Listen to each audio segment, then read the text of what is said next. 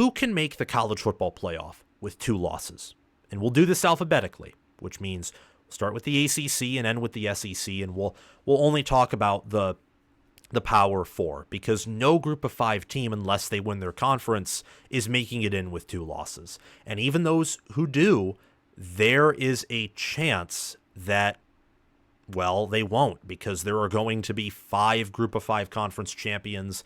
I expect many of them will have 2 losses. Some may even have more, because Boise State won the Mountain West last year with more than 2 losses. Fresno State, I believe in 2022, went 10-4, won the Mountain West with 4 losses to conclude the season. So we'll just talk about the Power 4. And where I want to start with is the ACC. And I add a question mark to the ACC, and I'll do the same thing with the Big 12, because I don't know if the ACC or the Big 12 can have a team, can field a team that will be a lock to get in or close to a lock if they suffer 2 losses. And that is the regular season, but even a second loss in a championship game. Because think about it this way. Miami's not up here because I think they have a pretty easy schedule. Unless Florida turns out to be a team that goes bowling or has a winning record, more importantly, they won't be that respected by the end of the year, because if they have a losing record again, Billy Napier's likely being fired. They will look ugly at the end of the year if that happens, if he's fired middle of the year, if they get demoralized. So the playoff committee won't care about a win over Florida. They will tell you that maybe they do, but they won't unless Billy Napier pulls things together, utilizes the returning production, and it has a good year. Then they'll care about that. Miami, they avoid Clemson. They play Georgia Tech, which that Georgia Tech win bolsters their strength of schedule, but Florida State's loss weakens it, and they overall have a very easy path. So if they go 11-1 and lose in the conference championship, they lose the ACC. With an 11-2 record, they'd likely be in. So maybe I should have put them up here. But I think that in a strong year where you have multiple, and I mean like close to 10, like in 2023, teams that have 1 loss or are undefeated, and you factor in that only 11 of those 12 spots can be Power 4 teams because the Group of 5 gets an auto bid, I don't know if Miami would be a lock. I don't think they would. And non-conference scheduling is a big deal. At least it has been in the past. It's been a big deal to the playoff committee. And consequentially, that's why these teams that are up here from the ACC, plus Notre Dame, because Notre Dame has enough of a wild card schedule with teams like Georgia Tech and USC and now Florida State. I mean, you could even include Louisville in here. They have enough teams on their schedule. And don't forget Texas A&M on the road, and A&M with a top 10 talent roster, and Mike Elko should be awesome this year. Notre Dame has enough teams on their schedule where some of them, at least 2, maybe 3, will finish the year ranked. So a 10-2 Notre Dame, I think unless it's a very strong year, could get in. And that is like factoring in that they won't play in a conference championship game, so they won't get that bonus. I mean, even a 12-0 Notre Dame could be lower than a 5 seed, depending on how strong the year is. But 10-2, if the schedule plays to their advantage, they could very well get in. Even with Miami, I don't see that happening unless their second loss is in the ACC championship game. If they go 10-2 in the regular season, due to tiebreakers, it would be unlikely with a weaker conference schedule that they'd even get in the ACC championship game, and I think consequentially they'd be left out with an easier schedule. They'd be one of the first 4 out, which is funny because that's typically a term used for basketball, but now the playoff is more like March Madness. Florida State, I think, playing on the road at Notre Dame and also playing both Miami, Clemson, North Carolina, who has a good reputation. If Georgia Tech does well, this loss, especially since it's early, will not penalize them. And they play Florida in the non-conference, which, as I said, the committee won't care about unless they're good. So the Florida game won't harm them because they're a Power 4 team. It can only help them. It will either do nothing for Florida State or help them. And they also play Memphis in the non-conference, and Memphis will likely be a good Group of 5 team. Perhaps it's the best Group of 5 team. So I think a 10-2 Florida State, even if they miss the ACC championship game. A 10-2 Florida State, I think, could sneak in. And I think it would be likely that they could get in because a loss to Georgia Tech and then Notre Dame, Miami, who are on the road, and Clemson at home remaining, if they go 10-2, they're beating Clemson, Miami, Notre Dame. They're beating 2 out of those 3 teams. And Miami and Notre Dame and Clemson could all be top 10 teams. Clemson could be unranked. Miami could also be unranked. I think Notre Dame is a lock to at least finish top 20 this year. Well, at 10-2, depending on how things play out, I think it's much more likely than a 10-2 regular season Miami or SMU to get in. You look at Clemson, and Clemson, just by virtue, I think, of playing Georgia in the non-conference, they get kind of insurance there. Like an 11-1 Clemson would probably be treated, especially if they win the ACC championship, but even if they lose it, if they win the ACC championship, they'd be treated like a 13-0 ACC champion because Georgia's just that good. And if they lose the ACC championship and Georgia and are 11-2, I'd say they get in as well at 11-2 because you played Georgia and then would play and lose to, if X team Clemson plays wins it, the best team in the ACC. They'd be a lower seed. They wouldn't get a home playoff spot like an 11-2 Big Ten or SEC runner-up would, but they'd get a road opportunity to prove themselves. And also they play a road game at South Carolina. They play App State, who's a better group of 5 team. And the South Carolina game doesn't harm them, but it can help them if Lenoris Sellers and South Carolina are good. And they play at Virginia Tech, at Florida State, and they host NC State. And they also play Louisville at home. So I think a Clemson team that goes 10-2 regular season would be likely to get in. They're a lock to get in if they reach the ACC championship game and only finish with 1 or 2 losses. And the other team to talk about, I think, is not Virginia Tech, but Georgia Tech. By beating Florida State, they're off to a 1-0 start. They'll probably beat Georgia State, and their next several games are winnable. But then they play Notre Dame in Week 8, at Virginia Tech in Week 9, Miami in Week 11, NC State Week 13, and at Georgia in Week 14. Georgia Tech is one of the toughest schedules in the country. Georgia Tech only losing 2 games, even if those 2 losses are like randomly to, at Virginia Tech and like at North Carolina, but they beat Notre Dame and beat Georgia, which I know it's impossible or close to impossible. But let's say that happens. They would still get in because they have so many quality opponents that they either beat all the teams that are great or worse but lose to the elite, or they beat an elite team, which is a huge resume boost. I mean, if Georgia Tech goes 9-3, and if it's a down year, they could get in. So they're up here, I think, for pretty obvious reasons. Up next, we have the Big 12. The Big 12 will be short. There aren't much teams to talk about. In fact, I'd even question if these 2 teams would get in with 2 losses on their schedule. It's the same with all the ACC teams, by the way, outside of, I would say, Georgia Tech. Georgia Tech with 2 losses is probably guaranteed to get in. I'd say same thing with Clemson. But with the Big 12, I put Iowa State up here because they have that non-conference road trip at Iowa, and they play at West Virginia, hosting UCF, at Kansas, at Utah, and they host Kansas State.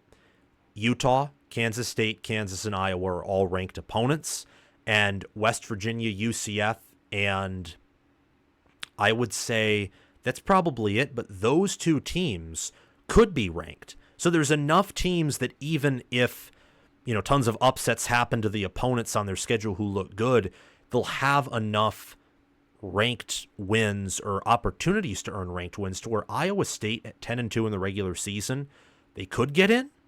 I think it would actually be somewhat likely, depending on who the 2 losses were to. And if they reach the championship game, the Big 12 championship game, and they only have 2 losses after that, whether they win the Big 12 championship game or they lose it and that's their second loss, I think it'd be likely for them to get in.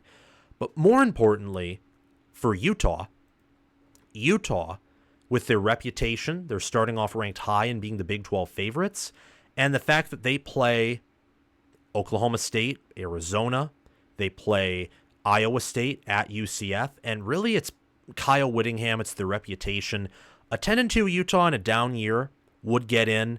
A Utah team who reaches the Big 12 championship game, win or loss, as long as they have fewer than 3 losses, I'd say that's probably a lock to get in.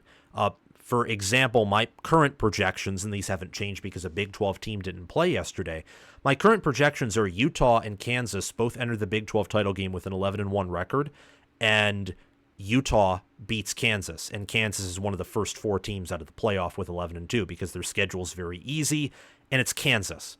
But if Kansas were to beat Utah, Kansas gets the auto bid at 12-1, but I think Utah at 11-2 is enough of a name brand, good schedule, and they'll be a good enough team with the players they have to where I think they get in as a lower seed with an 11-2 record. Now we're getting into the real stuff, and I think what's more obvious is the Big Ten. There are several Big Ten teams who can make the college football playoff with 2 losses. I'm talking about Ohio State. I'm talking about Michigan, Oregon, Wisconsin, USC. I didn't put Penn State up here because I think Penn State is in a similar boat to like Florida State and not Miami, but like Florida State and Utah, where it's not a guarantee that they get in if they're 10-2 and don't make their conference championship game. It's likely. It's possible.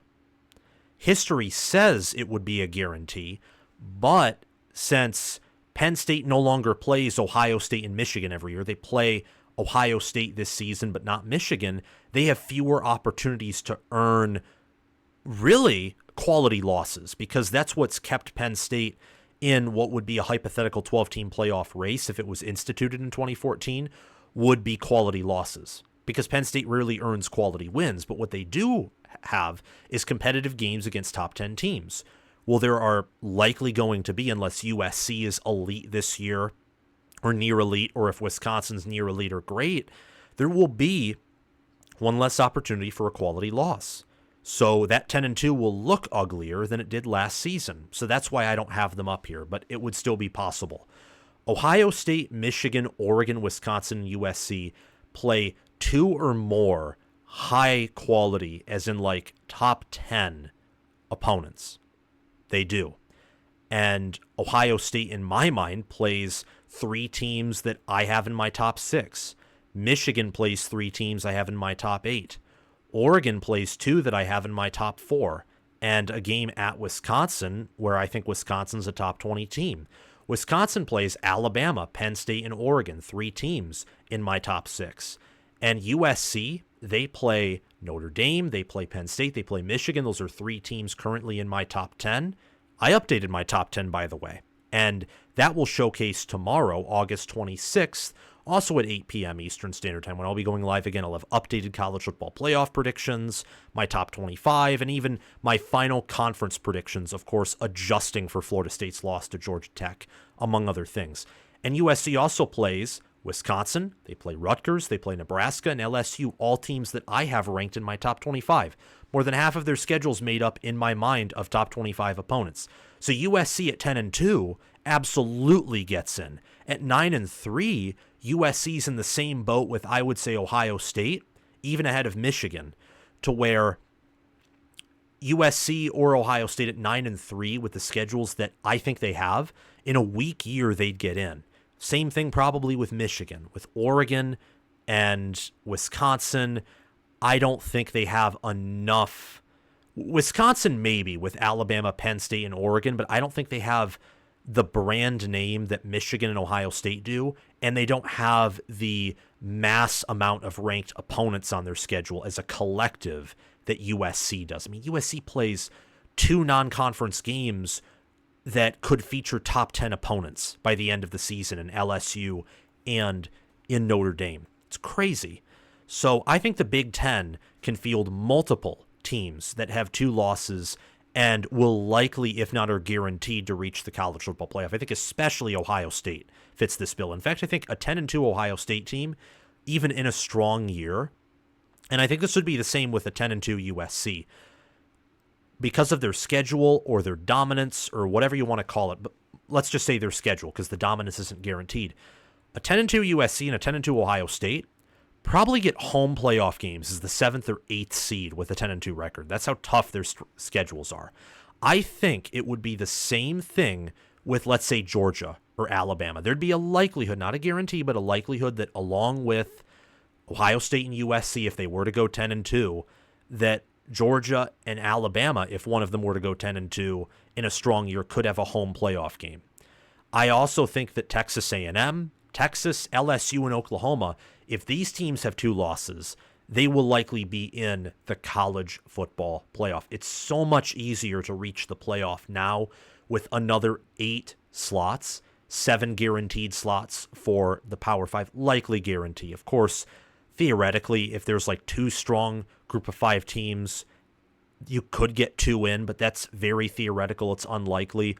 Ole Miss and Missouri missed this list because Missouri's only preseason top 10 game is at Alabama, and Ole Miss's only preseason top 10 game is hosting Georgia. Of course, their schedules could be tougher, at which point they could get in. Same with many Big Ten teams who I didn't put up there, who, if their schedules are tougher, they could get in with 2 losses. But as I see it right now, if Ole Miss goes 10-2 and if Missouri go 10-2, if it's a very strong year, they'd be out with their schedules. That is a big if, though, if it's a strong year. I personally am of the opinion that you will see the vast majority of the 12-team playoff feature undefeated or 1-loss teams, but that's just my opinion, and I could be very wrong there because one of the teams that I had going undefeated was Mike Norvell's Florida State. Let's keep that on the down low. But I especially want to look at Oklahoma. I mean, Oklahoma is a team that, like USC or Michigan or Ohio State, could go 9-3. Also like Georgia and Alabama. And by could go 9-3, I mean they could make the playoff with a 9-3 record. I don't even think it's possible for Georgia to go 9-3. I don't even think it's possible for Ohio State to go 9-3, quite frankly. But if they did, they could make the playoff with that record because of how tough their schedule is. Look at Oklahoma. Their conference slate starts out with Tennessee, probably a ranked opponent. Auburn could be a ranked opponent. Texas, top 10. Then South Carolina. At Ole Miss, really good opponent. Maine, then at Missouri, phenomenal opponent. And then Alabama after the bye and at LSU. It's a schedule, ironically, very similar to Lincoln Riley's now current school in USC. You have 7, maybe more teams than that, but probably 7 or 6 that are going to be good football teams. I mean, an 8-4 Oklahoma could be better, in fact, vastly better, depending on how it plays out, than like a 10-2 or 11-1 Iowa.